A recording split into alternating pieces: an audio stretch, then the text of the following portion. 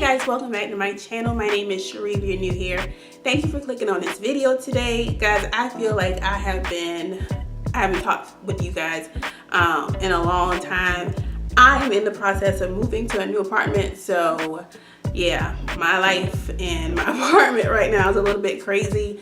I'm going to try to make at least 2 more videos after this video before it just starts really getting out of hand, because I move in about a week and a few days, and so then after that I don't know like how I'm going to be able to film with just trying to move, because moving is stressful. But I'm going to try to make 2 more videos so I keep up my schedule and I'm not gone from you guys for too long. But the reason you clicked on this video is to hear my thoughts on the season finale of Issa Rae's Insecure.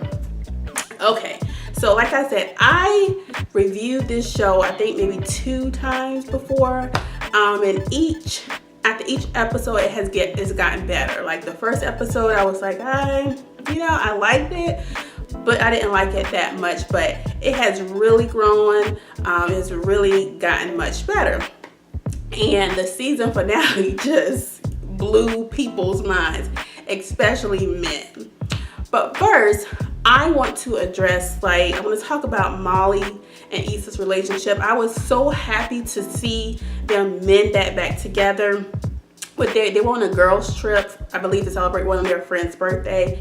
And I like to see that dynamic between them, but it's kind of weird for me because I sort of can relate and then I can't relate, because my friends and I don't really have that group dynamic where we're kind of on the line of being shady, mean towards each other. Because I think of my friends, or as I call them, my village, as my sisters. So I would never want to be mean-spirited towards them, and I kind of got that vibe between 2 of them, and we definitely don't call each other bees, and it's just a different dynamic. So I kind of sort of could not really relate to that group dynamic that they were showing, but the underlying theme of it was sisterhood, so I appreciated that part. But it was kind of on the line of being kind of mean and just shady, frenemies. Are you really friends, or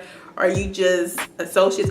I don't know, but I was happy to see Issa and Molly mend their relationship, and Molly being there for Issa to drive her back to see Mr. Lawrence, who we'll get to in a second.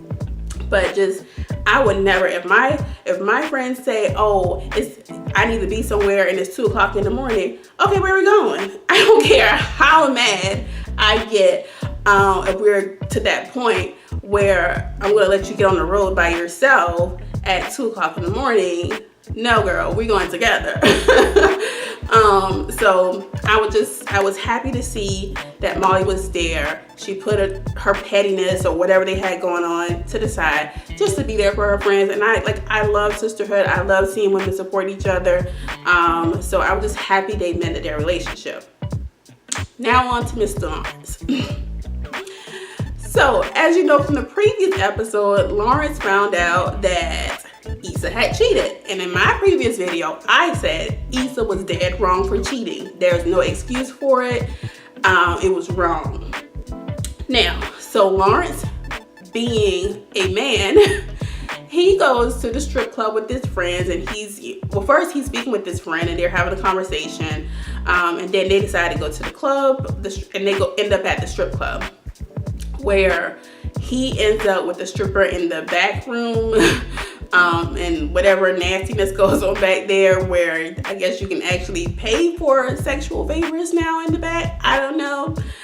But the girl was giving him prices. I think it was $200 for some head, and I think it was $400 if he wanted to actually sleep with her. Well, yeah, have sex with her.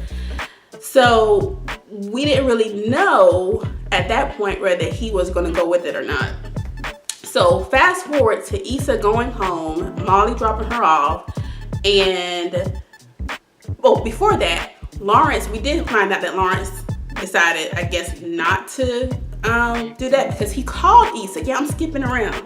He called Issa and was like, I miss you, and it kind of looked like they were getting to a place where they can have a dialogue, where they can talk about all of the things that were going on in their relationship, and maybe they can mend it and get back together. So that's why Issa was leaving her friends and heading back to her apartment.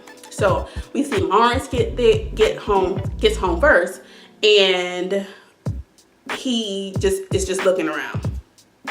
So now here comes Issa. And when she walks in, she sees his keys and she thinks he's there somewhere in the apartment. Homeboy done cleaned out all of his stuff. Then left everything except for his Best Buy shirt. So petty, so shady. Like, I kind of admire it because it was hilarious.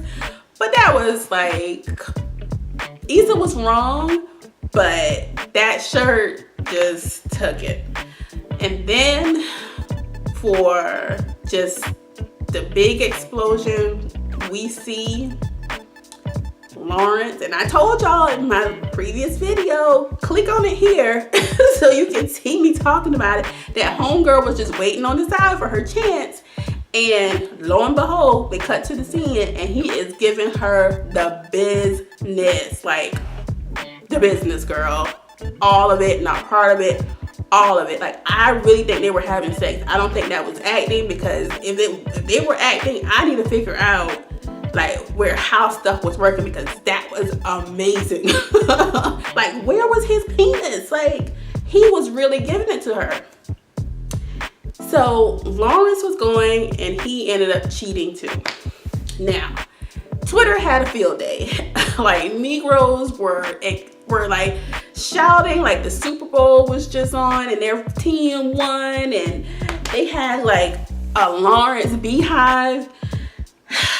I'm telling y'all, and it had me thinking about how men don't forgive. They really cannot take cheating. As much crazy stuff that they do, and disregard for our emotions and feelings and all of those things, and they just do whatever they feel like it. When that same stuff happens to them, they cannot take it. They really cannot take it, and they will say that if by chance they give you another chance and you get back with them, which I would not advise. If you cheat on someone, don't just end it. Especially if you're a woman, he's not going to forget. He's not going to forget. He's not going to forgive you, because that ego has been destroyed and they just can't come back for it. Like, women are so strong and so resilient that we put up with a lot of stuff. We forgive a lot of stuff. Sometimes we forget a lot of foolishness, and especially when we're younger. Like, now that I'm older, I don't have time for those games, and I don't have time for them. But when I was younger, in my 20s, yeah, I put up with a lot of foolishness, a lot. But now that's just something that I'm too old for that. So, but men especially, they cannot deal with a woman cheating, because they feel like, I don't really understand what is going on in their minds. I do know that it's an ego thing, but besides that, they just can't come back from it. So yeah, Lawrence was celebrated all over Twitter, all over Instagram, for cheating on Issa with homegirl from the bank. And it was a good season. I'm excited that the show was renewed. I don't want Lawrence and Issa to get back together. I really don't. I don't want them. I don't think they're good for each other. I think they are. I think Lawrence is a good man.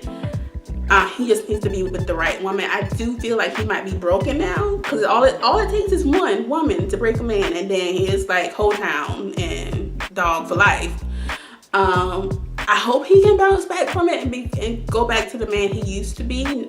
I'm not sure if he's going to stay with the teller from down the street, but I don't want Issa and Lawrence to be together. But yeah, great season, Issa. I am definitely looking forward to season 2. There's really nothing on TV to watch now. Like, I feel like on Hulu, I'm like, what black shows I think Being Mary Jane is coming back on. I don't know if you guys have any shows or things that you think I should check out. Leave that in the comments below. If you have any other comments or questions about Insecure, or your thoughts or feelings about Issa and Lawrence and Molly and all, just anything, leave that in the comments below. As always, you guys be blessed, and I will see you guys in the next one.